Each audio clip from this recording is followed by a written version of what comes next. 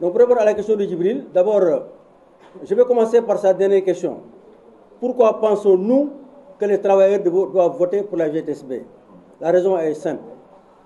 La raison est simple dans la mesure où, d'abord, il y a 10 ans de cela, que ces centrales sont là, des centrales dites représentatives, mais nous sommes unanimes à constater que ces centrales-là n'ont absolument rien fait, on l'a dit, parce que les prix des denrées ont flambé, l'inflation est là galopante, mais on n'a entendu aucune centrale appeler au secours, aucune centrale parler au nom des travailleurs. C'est pourquoi, d'abord, nous pensons que les travailleurs conscients de cela ne vont pas commettre la même erreur en votant pour ces gens-là.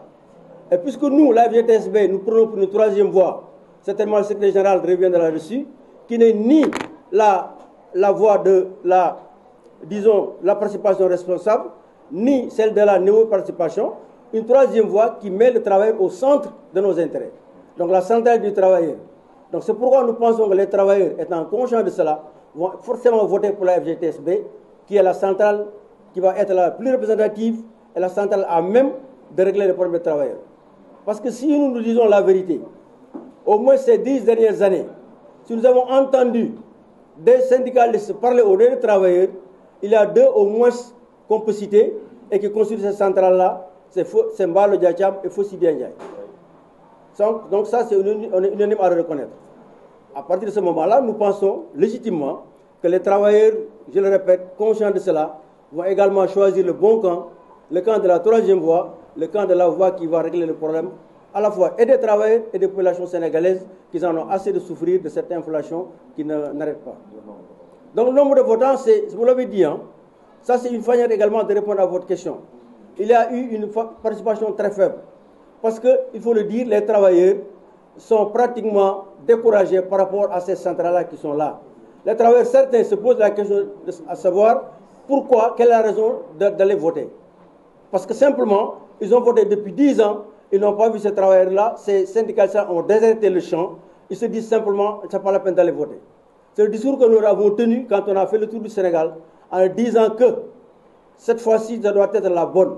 Ce n'est pas parce que ceux qui étaient là n'ont pas fait le boulot que nous n'allons pas le faire. Avec Mbalo Diacham, avec le camarade Famou Doukan et les autres qui sont dans la centrale, on est certain que ces gens-là sont prêts à relever le défi et à faire ce que les autres auraient dû faire et qu'ils n'ont pas fait. C'est pourquoi, donc, pour répondre à votre question, c'est les deux questions qui sont liées. Pourquoi il y a une participation faible? Parce que les gens ne croient plus aux syndicats. Pourquoi la participation est faible? Parce que ces syndicats qui sont là, dites, moi je dis les syndicats dites représentatifs, vous l'avez dit tout à l'heure, certains disent que même s'ils sont représentatifs, ils ne sont pas légaux.